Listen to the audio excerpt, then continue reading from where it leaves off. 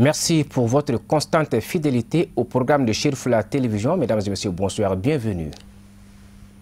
Le centre de formation professionnelle Marie Nyare a organisé une cérémonie de remise de diplômes de fin de cycle aux élèves de la première promotion baptisée Feu Sori Ibrahim Diarra. La cérémonie s'est déroulée le jeudi 11 avril à l'hôtel Mistral de Boul-Kassomboukou en présence de plusieurs invités dont la représentante de Madame le ministre de la promotion de la femme, de l'enfant et de la famille. Un reportage signé Amadou Diallo et Baba Keita. Ils sont au total 25 élèves de la première promotion du centre de formation Marie Nyare de Boul-Kassomboukou à recevoir leur diplôme de fin de cycle. Cette promotion est baptisée Feu Sori Ibrahim Diarra, ancien coordinateur de la PCDA. Bon, j'ai été recherché pour la cérémonie, de notre première cérémonie.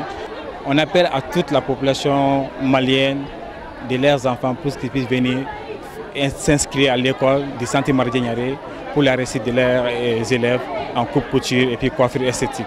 Bon, j'encourage tous mes élèves parce qu'ils ont réussi cette cérémonie avec succès. Donc je les dis toujours que Dieu les aide aussi à construire leur foyer et à construire le pays aussi. Le centre de formation professionnelle Marie Nyare est une école de couture et coiffure esthétique du Mali reconnue au niveau international. En plus de leur diplôme, les 3 premiers de la première promotion ont reçu chacun une machine à coudre. Les parents d'élèves, récipiendaires et autres invités ont fait de brillants témoignages sur la qualité de formation offerte par le centre Marie Nyare. Vraiment, je suis très content. Je salue tout d'abord ma mère, qui est Madame Kamara Nyagalimba Koulibaly, qui m'a aidé à payer les frais de mes études. Et puis je salue le directeur du centre Marie Nyare, qui est M. Adama Nyare, et puis tous les maîtres qui m'ont aidé à faire ce beau travail.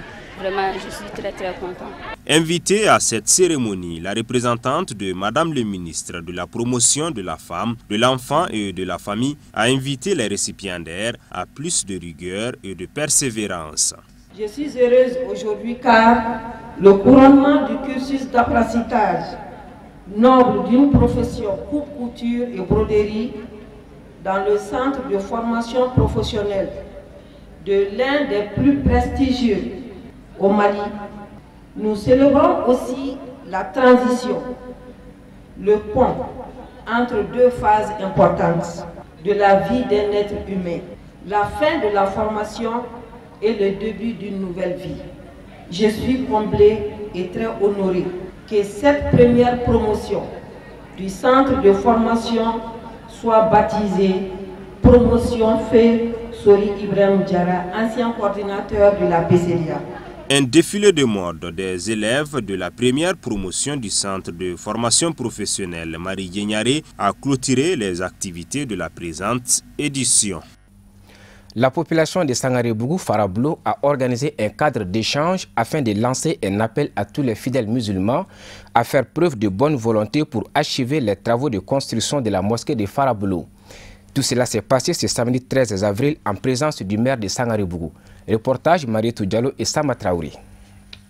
Voici la mosquée de Sangaré-Bougou Farablo.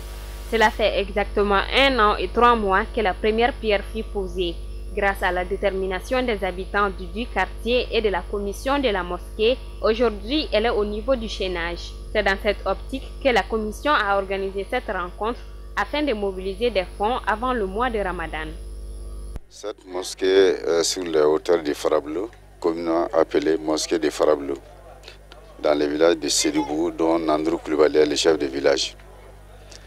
Il y a 1 an et 3 mois, nous nous étions réunis ici pour lancer les travaux de construction de cette mosquée-là, qui était en banco.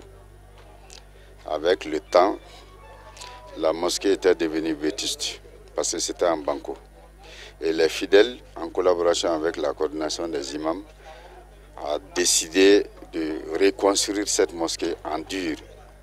Et nous étions là pour le lancement, il y a 1 an et 3 mois.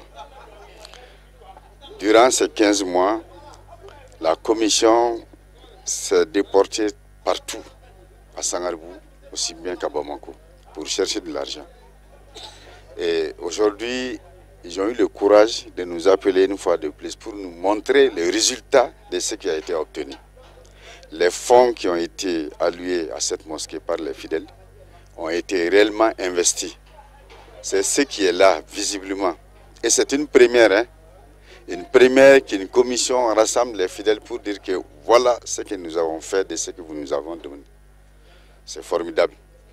Donc, ils nous invitent une fois de plus encore à mettre la main à la poche pour pouvoir couvrir avant le mois de carême qui est prévu peut-être vers les 5-6 mai prochains. Donc nous sommes là pour les accompagner en tant que maire. J'ai mon président de jeunesse à mes côtés, M. Koulibaly, et nous allons conjuguer ensemble des efforts pour que ce projet arrive à bon port. Nous allons réagir en sorte qu'on puisse faire la couverture de cette mosquée-là avant le premier jour du mois de carême. Parce que nous sommes confiants maintenant que tout ce qu'on va donner pour investir dans cette mosquée-là, c'est très certain que les fonds vont arriver à destination. J'invite tout le monde, population de Sangarebougou ou ailleurs, à contribuer en sorte que le 6 mai prochain, les fidèles puissent commencer à prier dans cette mosquée-là.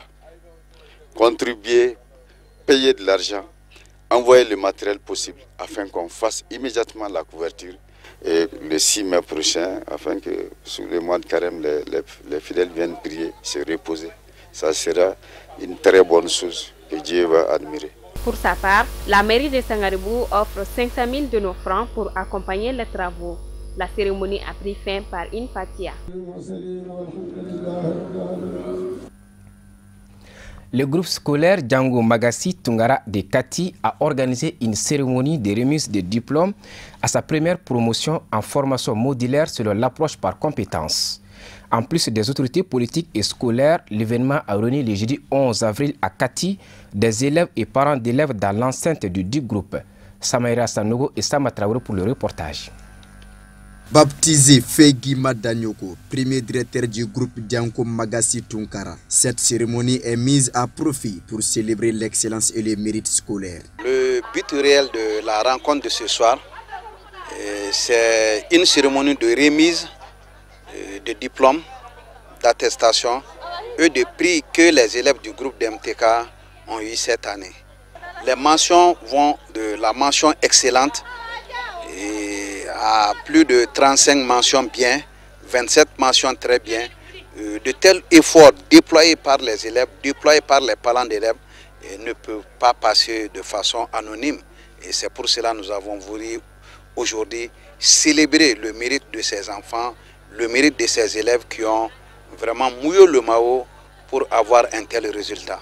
Les autorités scolaires présentes à cette cérémonie ont apprécié à sa juste valeur cet événement de reconnaissance. Ils ont par ailleurs invité tous les récipiendaires à la pratique afin de contribuer à la construction nationale. Je vais dire que je suis ravi pour cette cérémonie qui honore l'école malienne. Nous sommes de la Direction nationale de l'enseignement technique et professionnel et en tant que tel, nous œuvrons pour le développement de la formation professionnelle au Mali.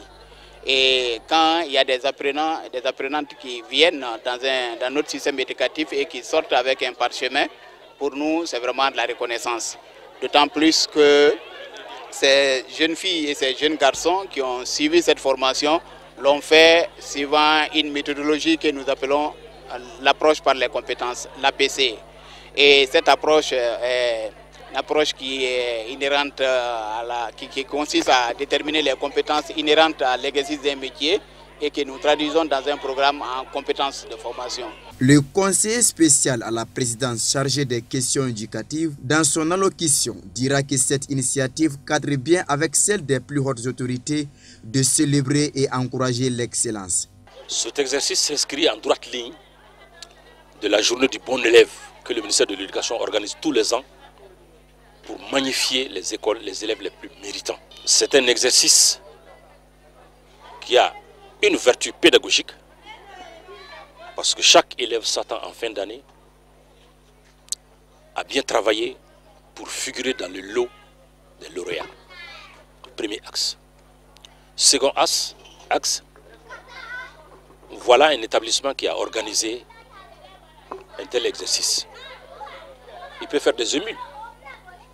D'autres écoles peuvent organiser. Quelque part, il faut partir d'un exemple pour faire rayonner cet exemple de DMTK sur l'ensemble des établissements publics et privés de la ville.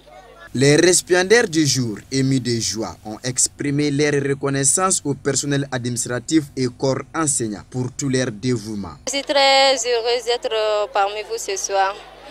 Bon, j'aimerais remercier les organisateurs de la cérémonie de remise de nos diplômes. Remerciement également à nos professeurs qui nous ont donné une formation de qualité pendant ces 4 années. On est fiers de notre parcours. Bon, bonne chance à tous les élèves sur le marché de l'emploi. Outre les 63 récipiendaires, dont 37 filles et 26 garçons, tous de l'enseignement professionnel et technique, certains de l'enseignement fondamental du même groupe et plusieurs autres personnalités de la ville de Kati ont reçu des attestations de reconnaissance en guise de détermination pour l'émergence de l'école malienne.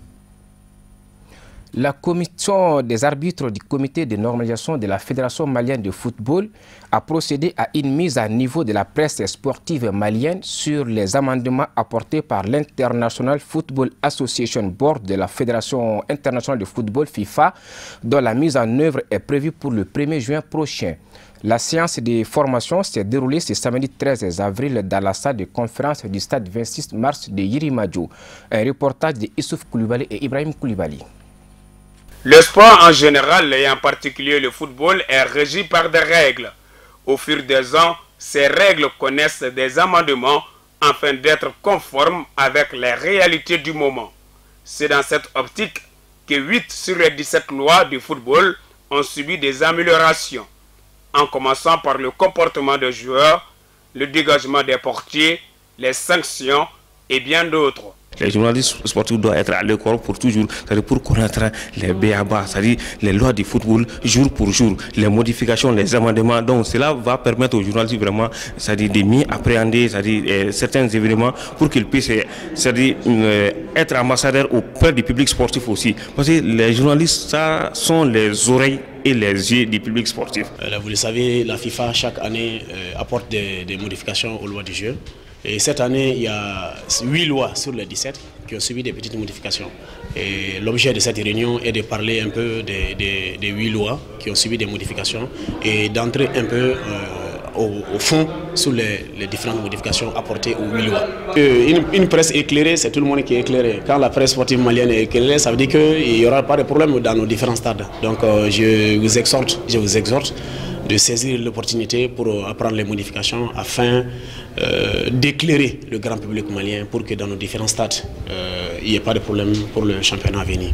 Vous savez, ça a été bien initié par le réseau des reporters culturels sportifs, mais avec notre partenaire, le CONOR, on a voulu bien élargir à l'ensemble de la presse sportive malienne. Parce que qui sait bien que les nouvelles modifications apportées récemment par la FIFA et la CAF font l'objet de beaucoup d'attention. Et quiconque s'appelle journaliste sportif, est difficile de faire ce métier aujourd'hui sans connaître au préalable ces nouvelles lois qui sont rentrées seulement en vigueur il y a 1 mois. Donc il était important pour nous aujourd'hui d'appeler nos collègues pour venir ensemble avec nos instructeurs, c'est-à-dire le département des arbitres du CONOR actuellement, pour s'imprégner sur les nouvelles modifications. Il y a un groupe de presse qui a écrit pour solliciter l'information sur les modifications apportées aux lois du jeu. Alors ils ont envoyé la lettre au CONOR et le CONOR nous a imputé en tant que commission du CONOR. Et nous avons jugé nécessaire que c'était plus opportun que quiconque. Donc nous avons saisi l'occasion et la présidente aussi nous a conviés et nous a instruit d'élargir à toutes les presses, j'ai bien toutes les presses. Donc c'est dans ce ordre d'idée qu'on a jugé nécessaire de joindre cette formation à celle des assesseurs et des arbitres qui viennent d'être clôturés la semaine dernière. À noter que ces lois rentrent en vigueur le 1er juin prochain. En plus de ces lois, les journalistes ont été éclairés par les formateurs sur le mode et le fonctionnement de l'assistance à l'arbitrage VAR. À présent, voyons l'actualité internationale, un commentaire signé Amadou Diallo.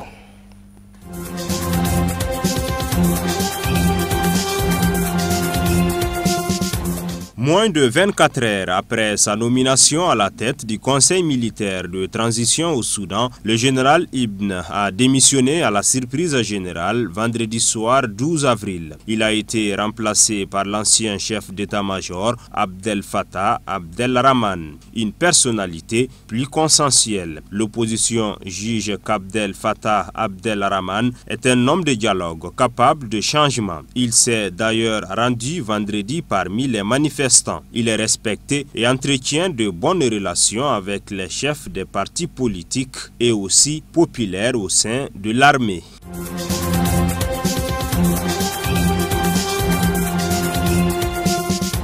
Le président Cyril Ramaphosa a beau promettre le grand ménage, rien n'y fait. À moins d'un mois des élections générales en Afrique du Sud, les scandales de corruption n'en finissent pas de pourrir la campagne de son parti, le Congrès national africain ANC. Après l'ex-président Jacob Zuma, une pléiade de ministres, d'élus et de hauts fonctionnaires, c'est au tour du secrétaire général du parti d'être épinglé. Ce proche de Jacob Zuma y est accusé d'avoir illégalement offert 120 millions d'euros de marché public à des entrepreneurs amis en se servant au passage.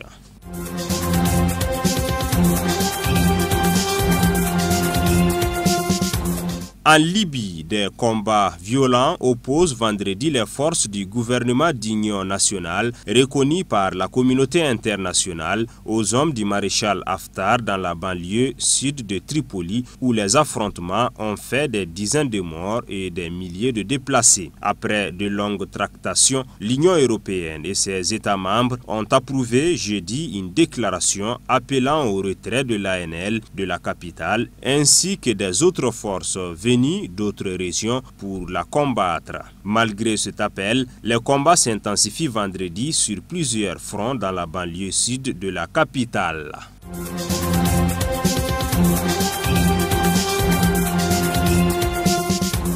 En Algérie, les intimidations des forces de l'ordre et les déclarations du chef d'état-major de l'armée n'ont pas entamé la volonté populaire de faire tomber l'intégralité du système. Vendredi 12 avril, ils étaient encore très nombreux à défiler dans les rues de la capitale et des autres villes algériennes. Pour le 8e vendredi de mobilisation nationale, Alger s'est réveillé sous un ciel dégagé et au bruit d'un hélicoptère de la police. Au cours de la semaine, les forces de police ont empêché plusieurs rassemblements et réprimé une manifestation d'étudiants mardi 9 avril et plusieurs jeunes protestataires ont été arrêtés avant d'être relâchés en fin de journée.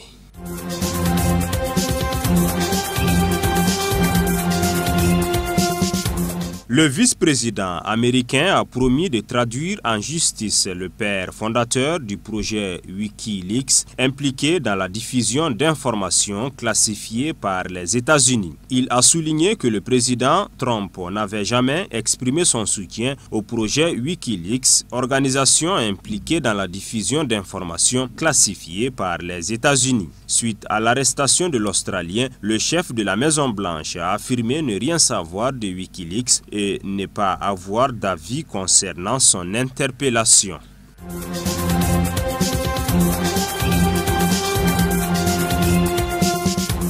Pour leur 22e samedi de mobilisation, les Gilets jaunes sont appelés à se rassembler en nombre à partir de 12 h sur la place du Capitole à Toulouse. Pour l'acte 22 des Gilets jaunes, Toulouse s'érige en capitale nationale. Objectif, montrer que la mobilisation ne faiblit pas à quelques jours des annonces attendues d'Emmanuel Macron pour boucler le grand débat. Les Gilets jaunes de la Ville Rose misent sur des renforts de Bordeaux et Montpellier et la présence de figures de la contestation. Pour grossir leurs rangs, ils étaient jusqu'à 10 000 manifestants comptabilisés en janvier. Face à cette volonté d'en découdre, le ministre de l'Intérieur a prévenu qu'il y aurait un dispositif proportionné avec plus de 800 policiers et gendarmes déployés dans les rues.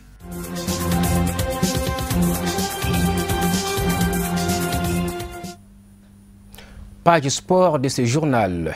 Le tirage au sort de la CAN 2019 qui se déroulera en Égypte du 21 juin au 19 juillet a été effectué le vendredi soir au Caire, avec au menu une retrouvaille entre les Aigles du Mali et les Aigles de Carthage de la Tunisie, coachés par Alain Juret. Pour plus de détails, voyons ces commentaires signés Issouf Koulibaly. On sait désormais tout sur cette CAN 2019 confiée à l'Égypte après que le Cameroun a été prié de se concentrer sur la prochaine édition prévue dans 2 ans. De plus profond de mon cœur, je tiens ce soir à rendre hommage à ces chefs d'État africains sans lesquels rien n'aurait été possible. Son Excellence Paul Biya, président de la République du Cameroun, Son Excellence Alassane Ouattara, président de la République de Côte d'Ivoire, Son Excellence Alpha Condé, président de la République de Guinée, pour leur haute compréhension dans la triple opération de décalage de la Coupe d'Afrique des Nations 2021, 2023 et 2025. Cette ultime date de la compétition phare de la Confédération africaine de football, CAF, est l'objectif des sélections. Plusieurs favoris se dégagent.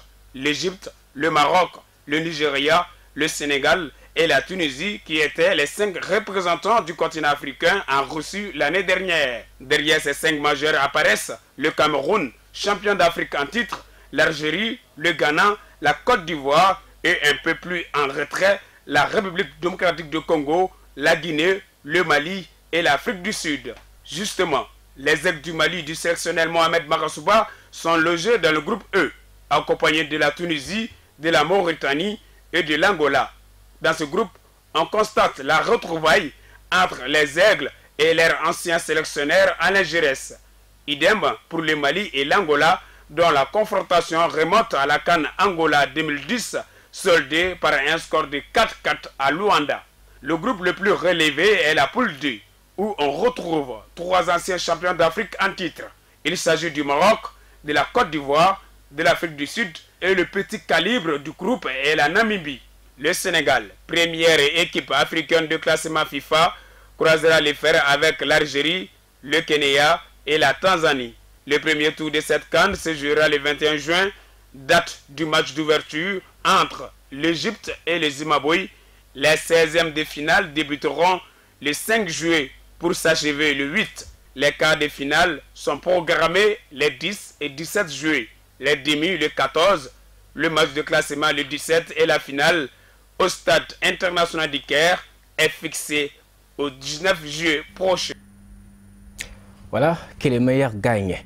C'est ainsi que se referme ce journal que nous vous remercions d'avoir suivi. Bonne suite des programmes sur Chirfla Télévision. Bonsoir.